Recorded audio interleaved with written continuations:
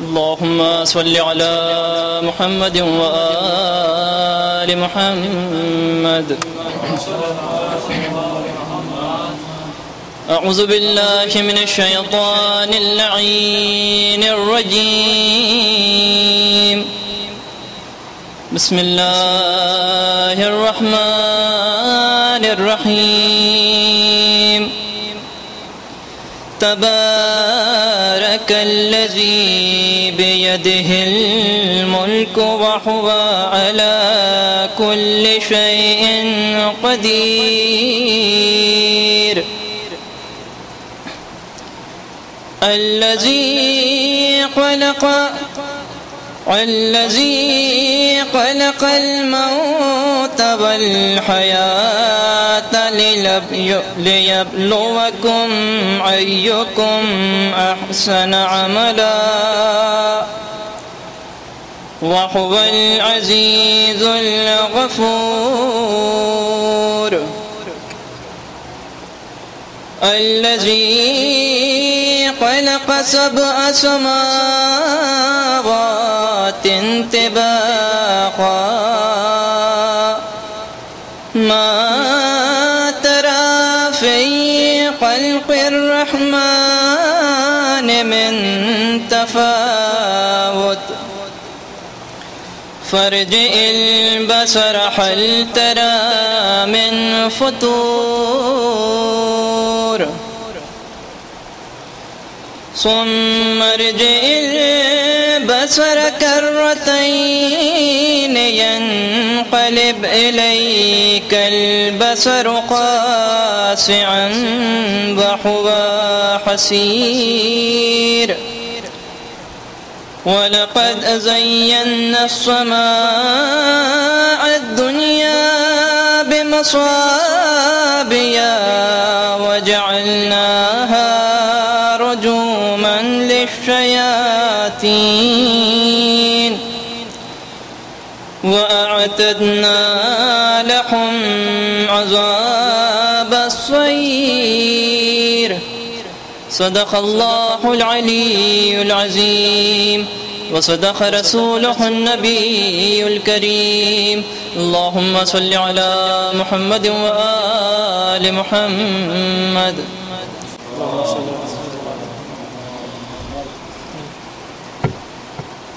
آج زینب یتیم ہو گئیں. آج زینب یتیم ہو گئیں. اٹھ گیا باپ کا سر سے سایہ. آج زینب یتیم ہو گئیں. آج زینب یتیم ہو گئیں. گھر میں فرش عذاب بچھ گیا ہے. خانہ رب میں ماتم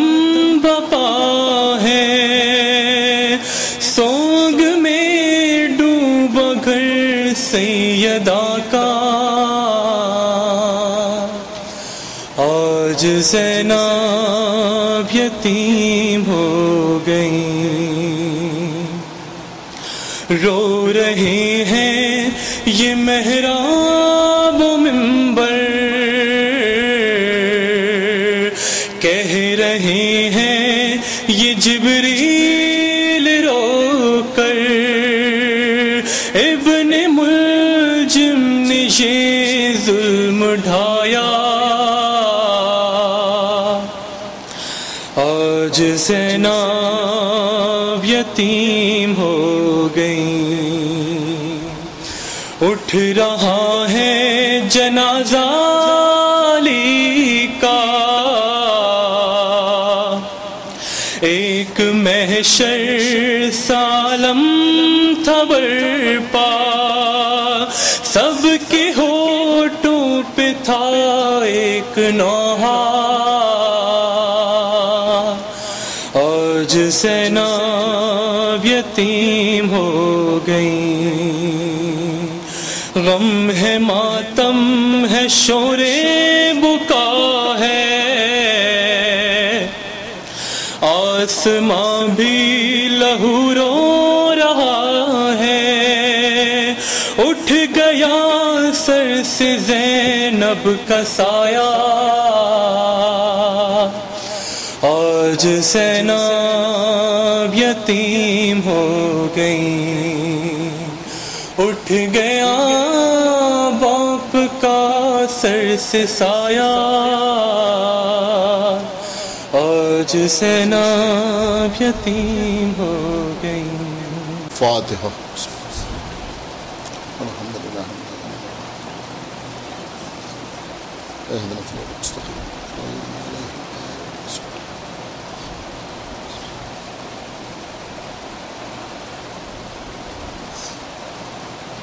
اعوذ باللہ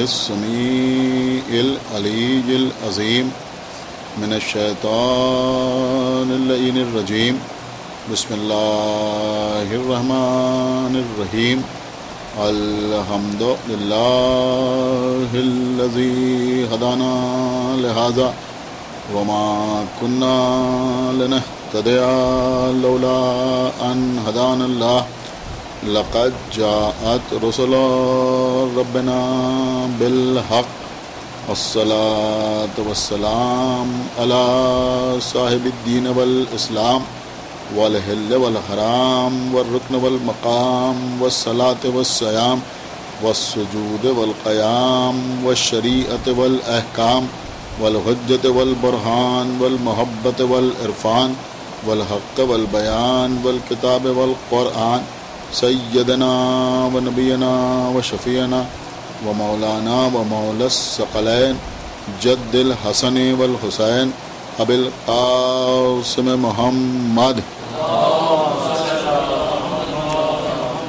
وعلی اہل بیتہ الطیبین الطاہرین المعصومین المظلومین المنتخبین المنتجبین الذین اذهب اللہ عنہم الرجس وطہرہم تطہیرا۔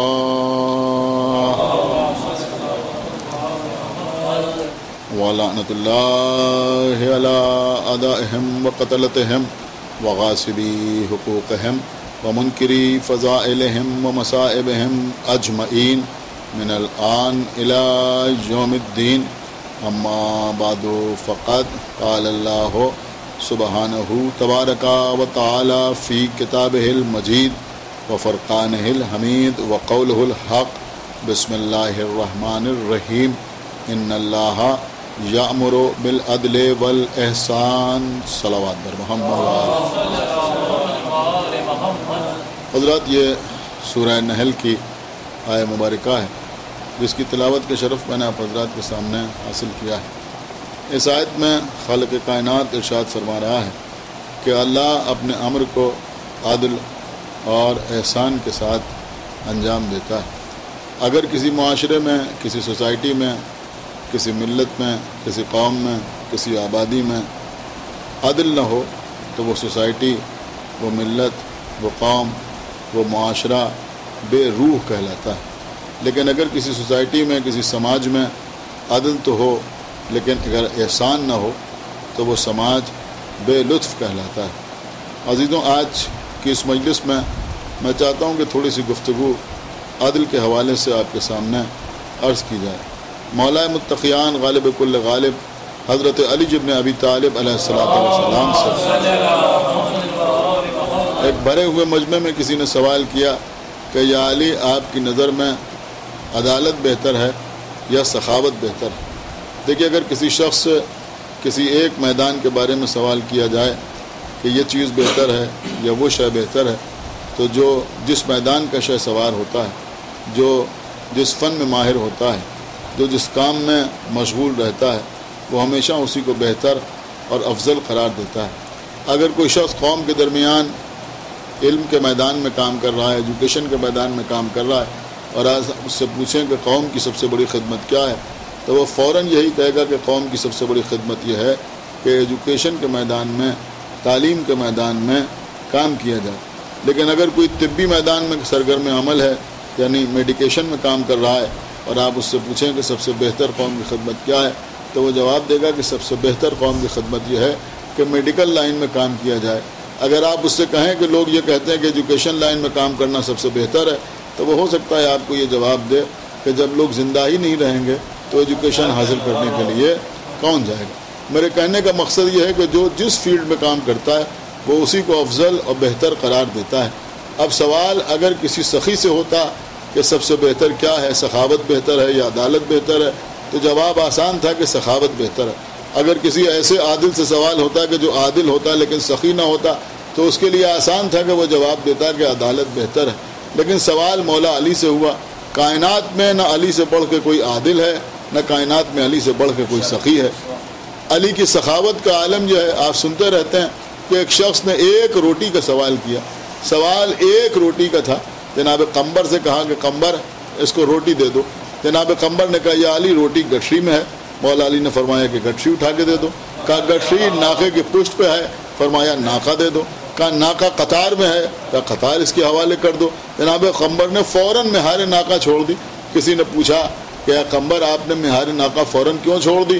کہا میں نے دیکھا کہ اس وقت دریائے سخاوت جوش پہ ہے، اگر میں نے کہا کہ مہار ناکا میرے ہاتھ میں ہے اور علی نے کہا بسم اللہ، ایک صلوات پڑھے بر محمد و آل محمد، تو پھر میں کہاں جاؤں گا؟ دیکھیں یہ چھوٹا سا واقعہ ہے، ظاہر سی بات ہے کہ جس کے دل میں ولائے اہل بیت ہے وہ سنتا ہے تو خوش ہوتا ہے، لیکن اس واقعے سے ایک میسج بھی ملتا ہے، ایک پیغام بھی ملتا ہے۔ کبھی آپ نے اس بات پر غور کیا کہ مولا علی کا جناب قمبر سے بڑا مطیع و فرما بردار کون ہوگا؟ جناب قمبر جو بادشاہت کو، حکومت کو، سلطنت کو ٹھوکر مار کے آئے ہیں، مولا علی کی غلامی اختیار کی ہے، ان سے بڑا علی کا مطیع و فرما بردار کون ہو سکتا ہے؟ سائل نے سوال کیا کہ روٹی دے دیجئے۔ جناب قمبر سے مولا علی نے کہا اسے روٹی دے دو۔ جناب قمبر اونٹ کی پیٹھ کے اوپر سے گٹھری اتارتے، روٹی نکالتے، سائل کو دے دیتے۔ یہ کیوں فرمایا کہ روٹی گٹھری میں ہے اور مولا علی نے فرمایا گٹھری دے دو؟ جب کہا کہ گٹھری دے دو تو پھر یہ کیوں کہا کہ گٹھری اونٹ کی پیٹھ کے اوپر ہے؟ گٹھری دے دیتے، لیکن فرمایا کہ گٹھری اونٹ کی پیٹھ کے اوپر ہے۔ دیکھیں سمجھنے کی ضرورت ہے، میں سمجھتا ہوں کہ بہت اہم بات ہے جو میں آپ کی خدمت میں عرض کر رہا ہوں۔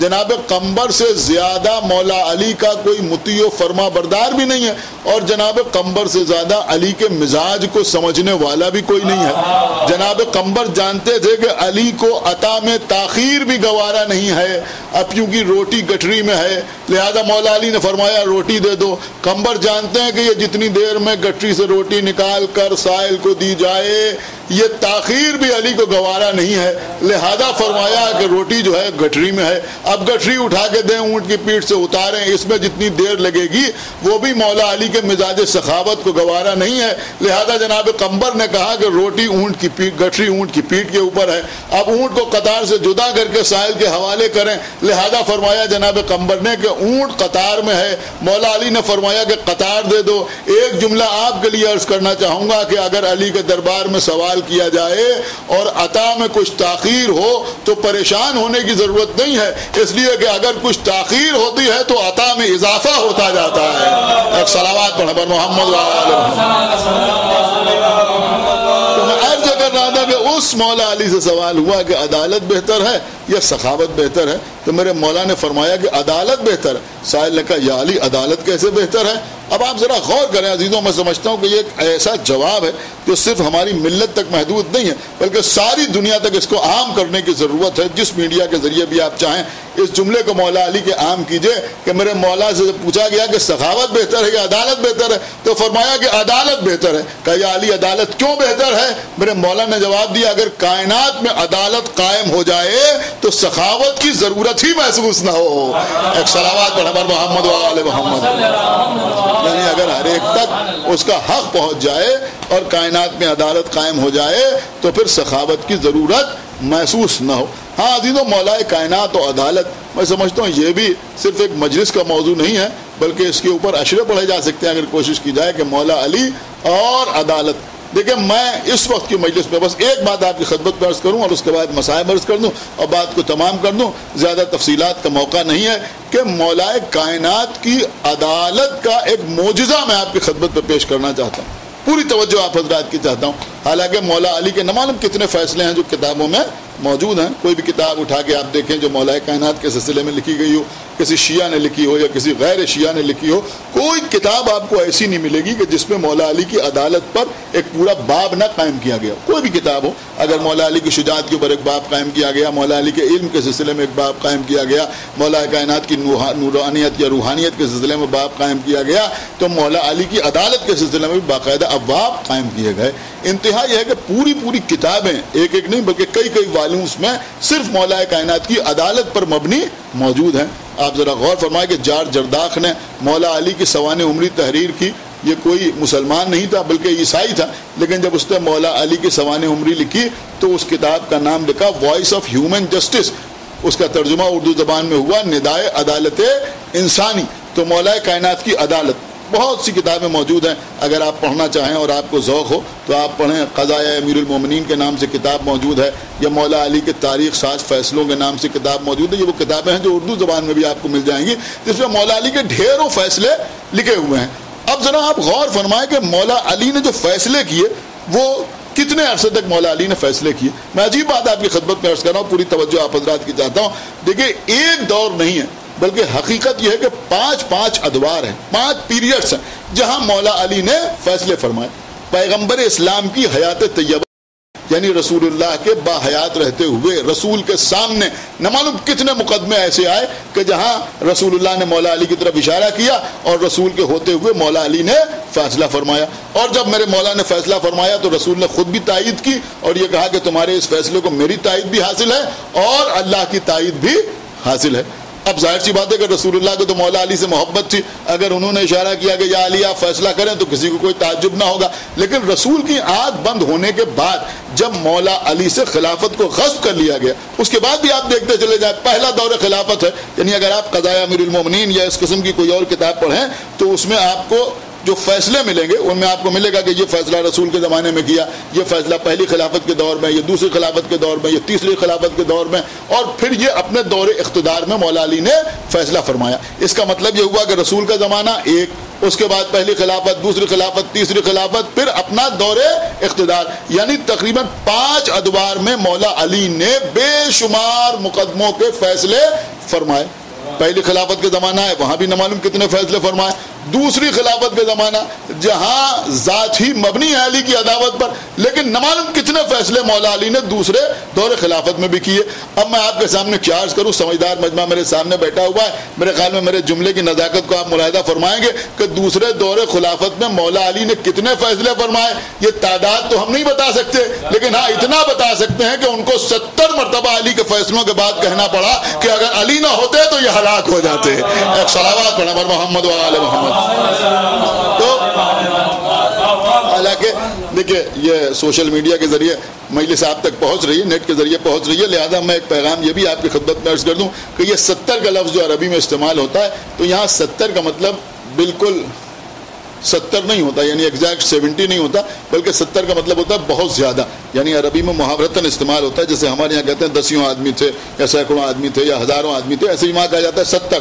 तो 70 मरतबा यानी न मालूम कितनी बार कहा, यानी खाली 70 नहीं बल्कि न मालूम कितनी बार कहना पड़ा कि अगर अली ना होते तो ये हलाक हो जाते। उसके बाद तीसरा दौर खिलाफत, तीसरे दौर खिलाफत में मौला अली ने न मालूम कितने फैसले फरमाए। खुद मौला अली का दौर इख्तिदार बहुत मुख्तसर दौर इख्तिदार, जिस पे 3 जंगें हुई, जंग जमल, जंग सिफ़ीन, जंग नहरवान। आप गौर फरमाएं इतनी जंगें भी हुई, लेकिन उसके बावजूद मौला अली ने न मालूम कितने फैसले फरमाए। तो 5 अदवार गुजर गए जहां मौला अली ने फैसले फरमाए। देखिए आज हमारे दरमियान भी अक्सर इख्तिलाफात होते हैं, और जब इख्तिलाफात होते हैं तो बात कोर्ट तक जाती है, और जब बात कोर्ट तक जाती है तो वहाँ फैसला होता है। आपने देखा होगा कि जब फैसला होता है तो होता क्या है कि एक फरीक के हक में फैसला होता है, एक के खिलाफ फैसला होता है। यानी एक के हक में फैसला हो गया और एक के खिलाफ फैसला हो गया।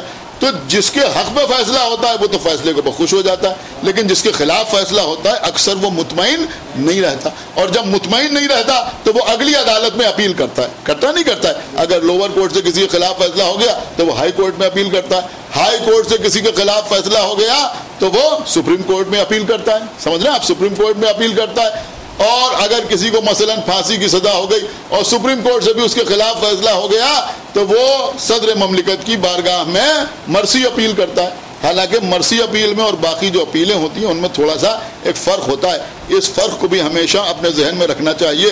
ایک جملہ میں آپ کی خدمت میں عرض کرنا چاہ رہا ہوں، انشاءاللہ آپ بات کو محسوس کریں گے کہ یہ جو مرسی اپیل ہوتی ہے اس کا مطلب یہ ہوتا ہے کہ جرم معاف نہیں ہوتا ہے بلکہ سزا معاف ہوتی ہے، فقط سزا معاف ہوتی ہے کہ بھئی ان کو پھانسی کی سزا دی گئی تھی، لہذا پھانسی کی سزا جو صدر جمہوریہ تھا اس نے معاف کر دی، لیکن جرم جو ہے وہ اپنی جگہ پر ثابت رہتا ہے۔ لیکن بہرحال جس کے خلاف فیصلہ ہوتا ہے وہ اگلی عدالت میں اس کے خلاف اپیل ضرور کرتا ہے۔ مولا علی نے 5 ادوار ایسے گزرے جس میں فیصلے کیے، اور کوئی تعداد بھی نہیں بتا سکتا کہ کتنے فیصلے کیے، لیکن میرے مولا کی عدالت کا ایک معجزہ یہ ہے کہ کبھی علی کے کسی فیصلے کے خلاف ہم نے کسی کو کسی اور عدالت میں اپیل کرتے نہیں دیکھا۔ ایک صلوات پڑھیں بر محمد وآل محمد، کبھی ہم نے ایک صلوات پڑھیں بر محمد وآل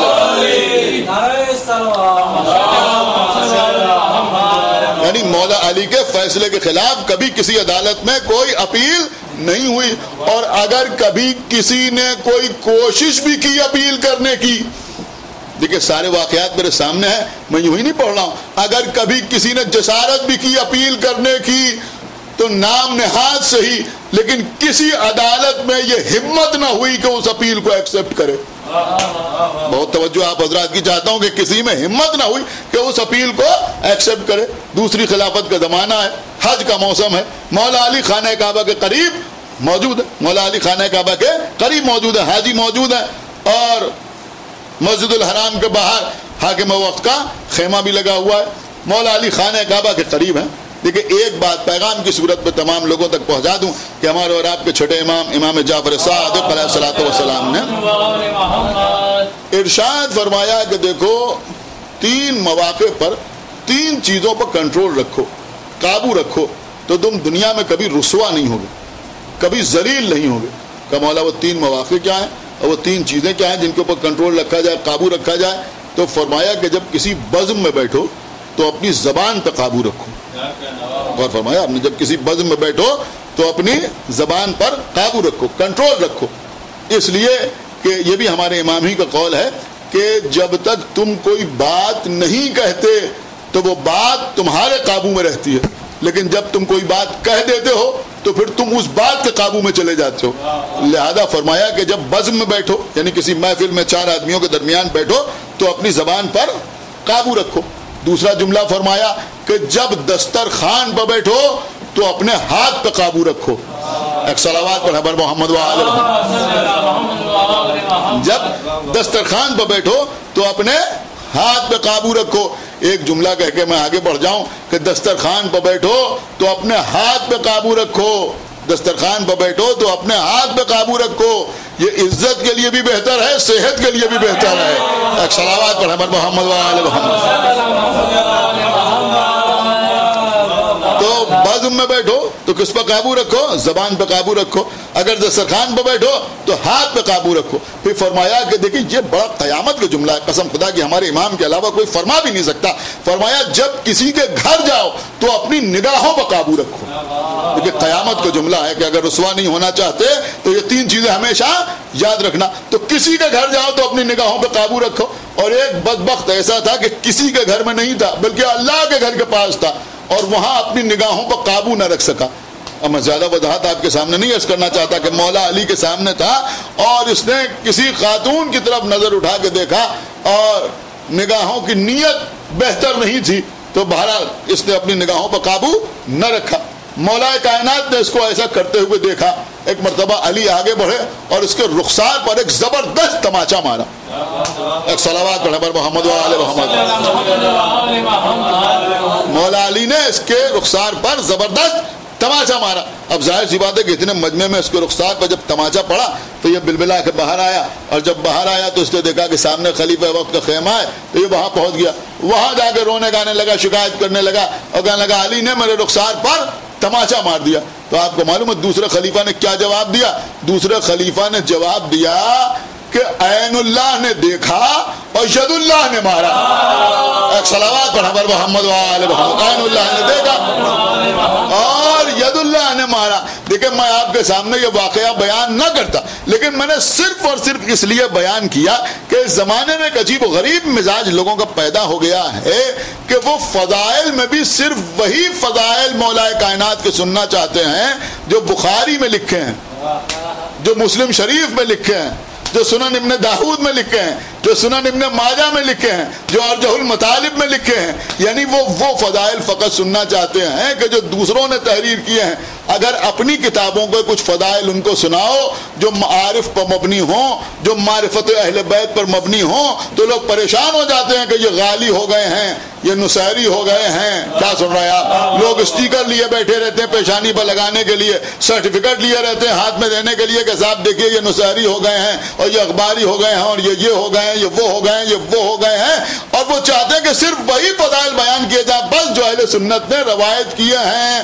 اگر ذرا سا بھی کچھ فضائل کی بات کیجئے، اگر ذرا سا معارف کی بات کیجئے تو کچھ لوگ پہلو بدلنے لگتے ہیں، پریشان ہونے لگتے ہیں کہ یہ آگے بڑھے جا رہے ہیں اور حدود سے تجاوز کیے دے رہے ہیں اور غلو کیے جا رہے ہیں اور غالی ہو گئے ہیں. میں ایک جملہ عرض کرنا چاہوں گا کہ خلیفہ دوم کیا کہہ رہے ہیں؟ وہ کہہ رہے ہیں عین اللہ نے دیکھا.